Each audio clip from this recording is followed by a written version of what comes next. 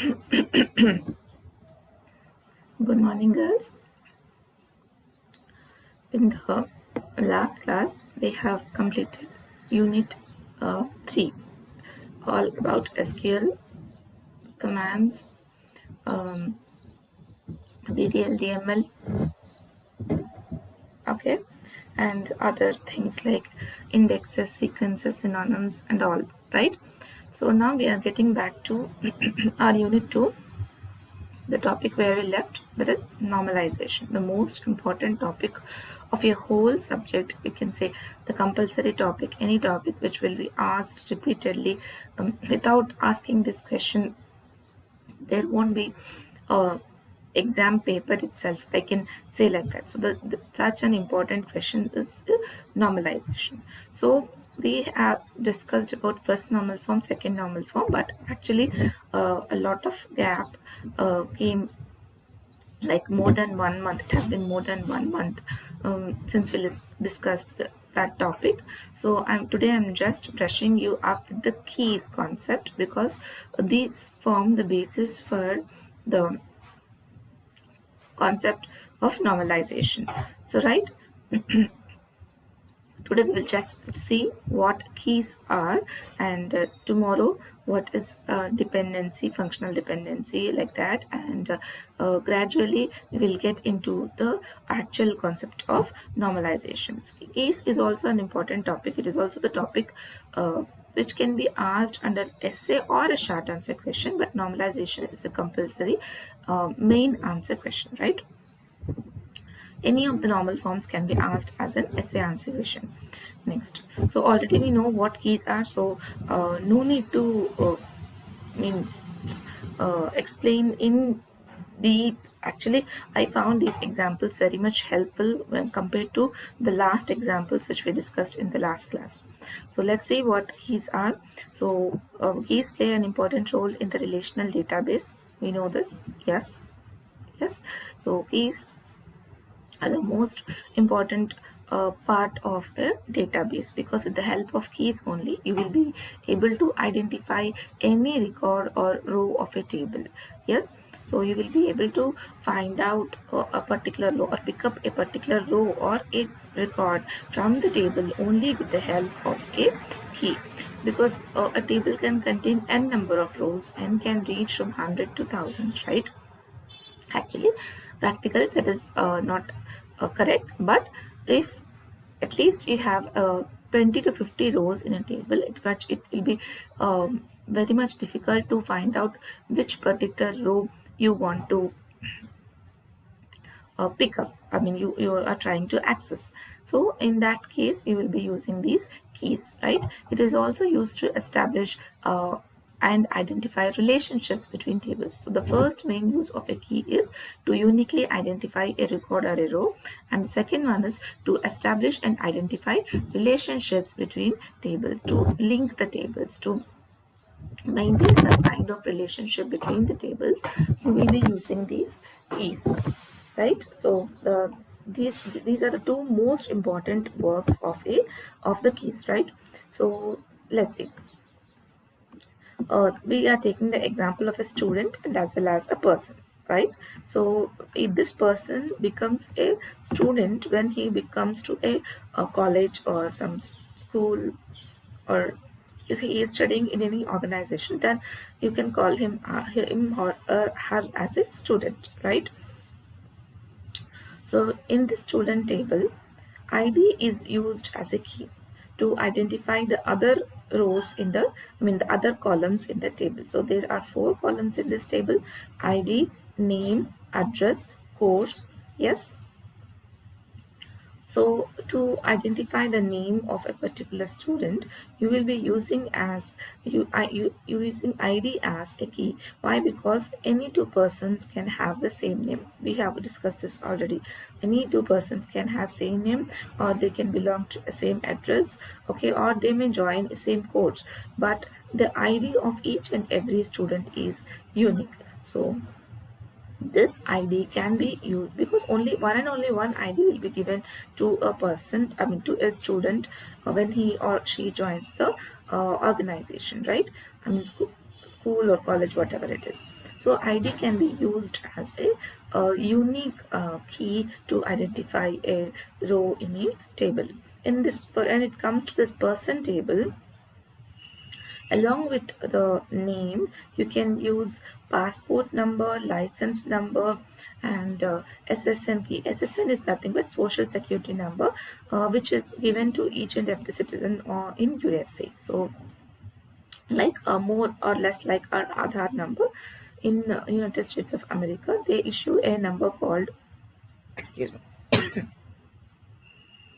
they issue a number called SSN to each and every person, through by using which they can access so many social security schemes or whatever. When they are trying to take a loan from a bank, whatever work they do, they have to submit their SSN number for the further communication,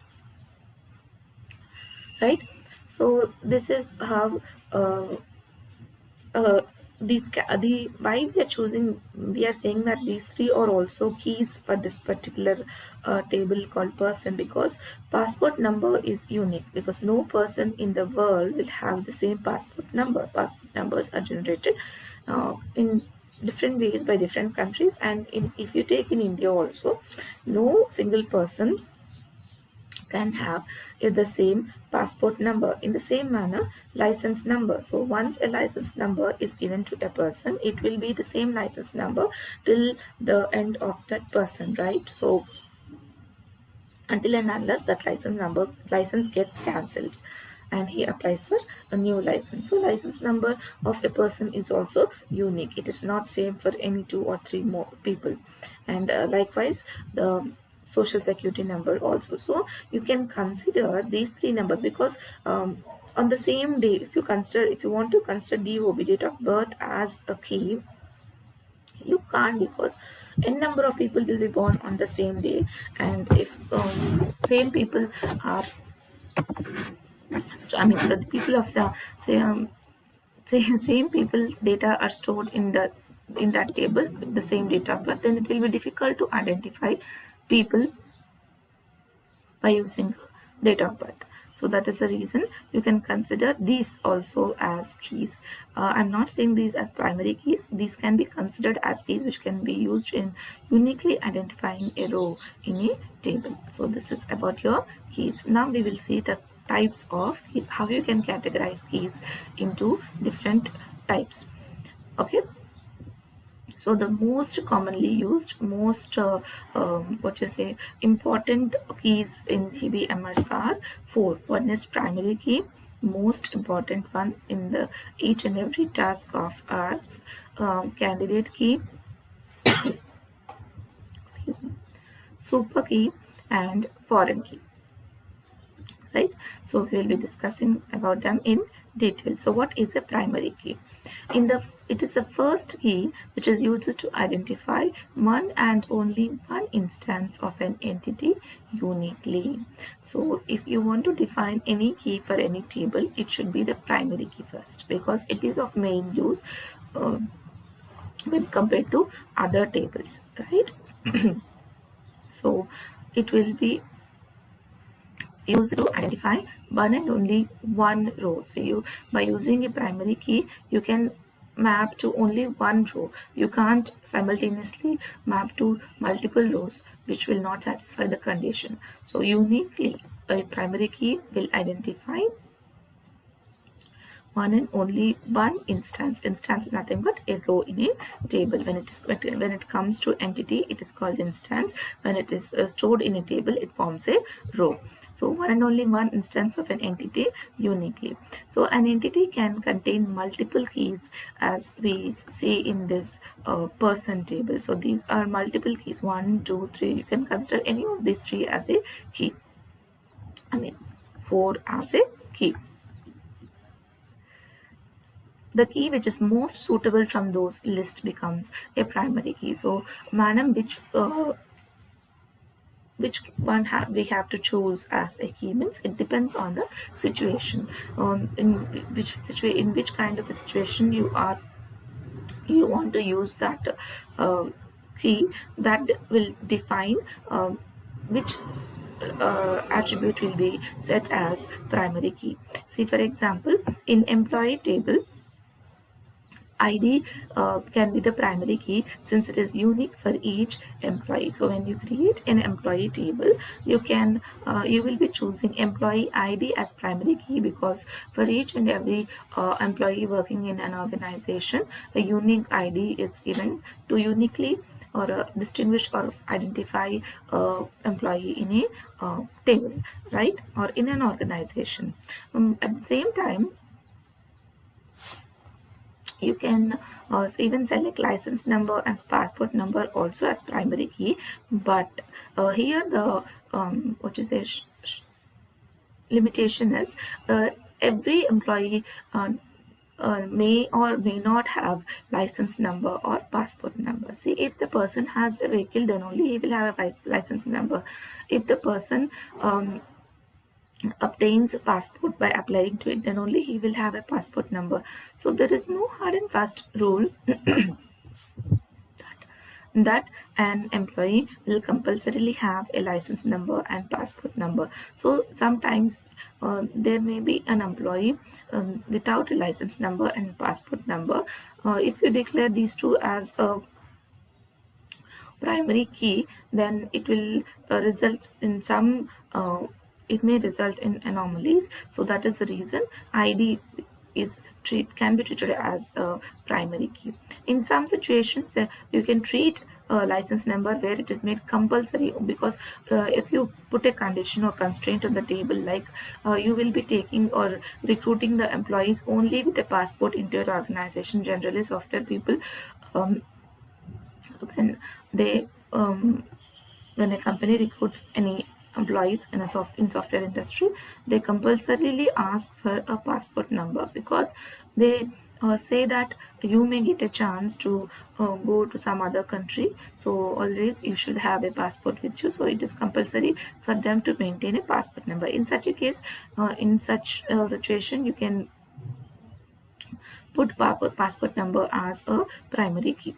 Next, for each entity, selection of the primary key is based on requirement and developers. Developer in the sense the people who are creating the database and creating the tables in that database. So how you decide which key is the primary key? It will be decided based on the requirement and the choice of the developers. So this is all about your primary key. So see, for this table, employee table, I am using this employee ID as primary key. Next, candidate key. So what is candidate key? A candidate key is an attribute or a set of attributes which can uniquely identify a table.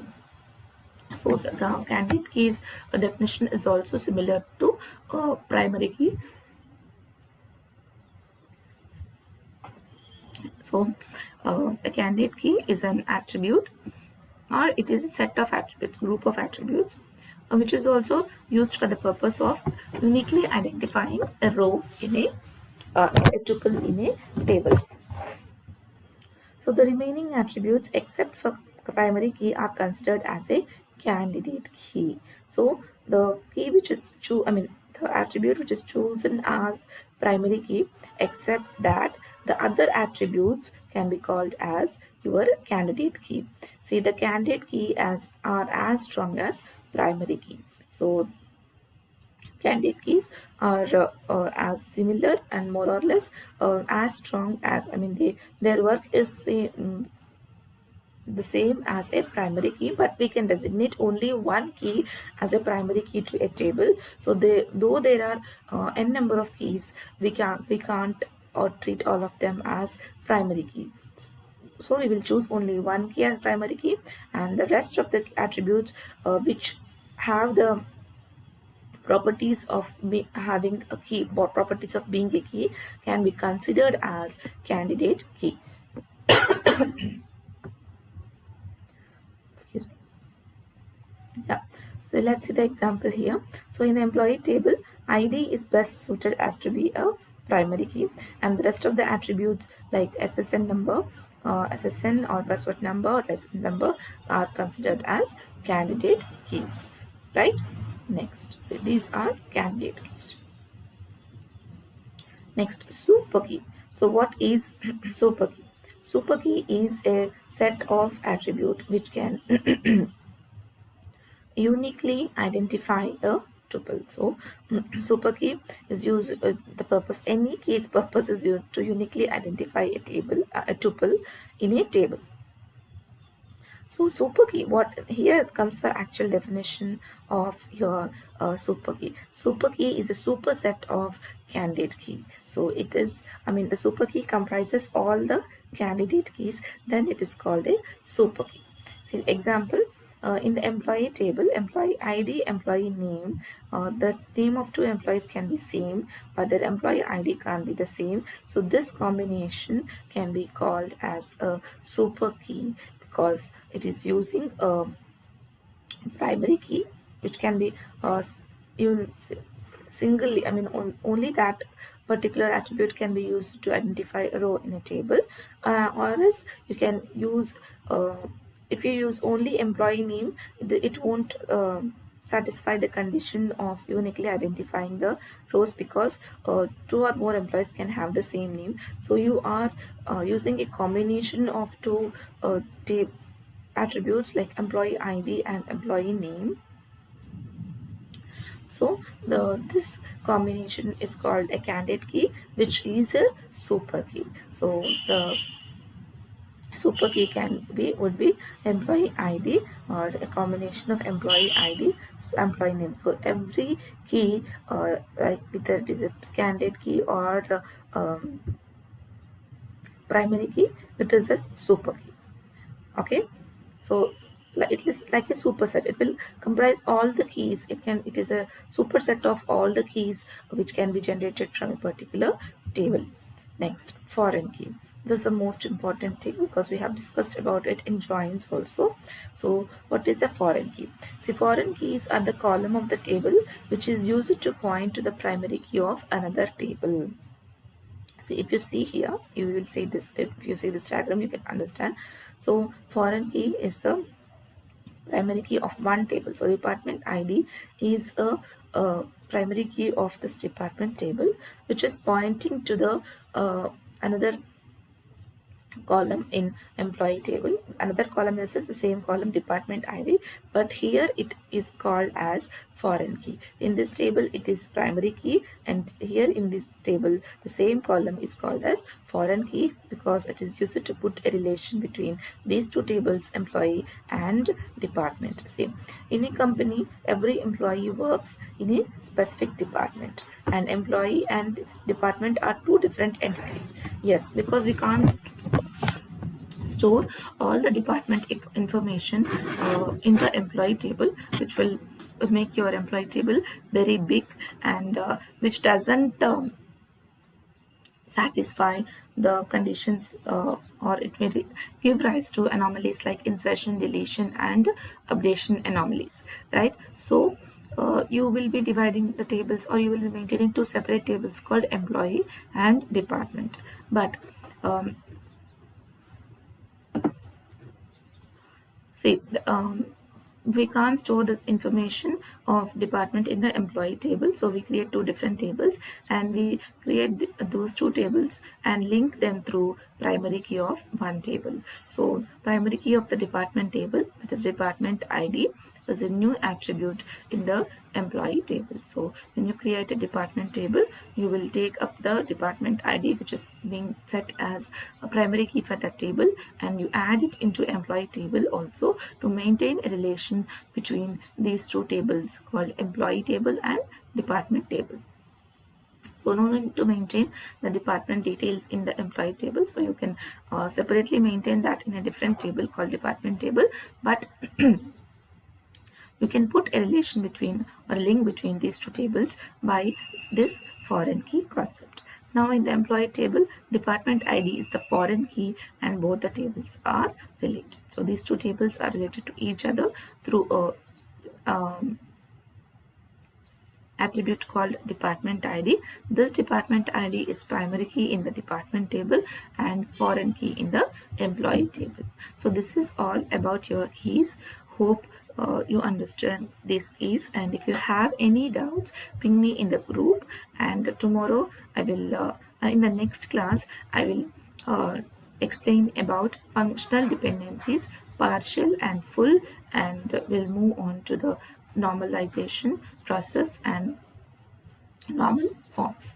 Okay, so if you have any doubts, ping me in the group, girls. And once you brush up the concepts of anomalies, insertion, deletion, and updation anomalies, which were already discussed in the previous classes. So have a nice day. Take care.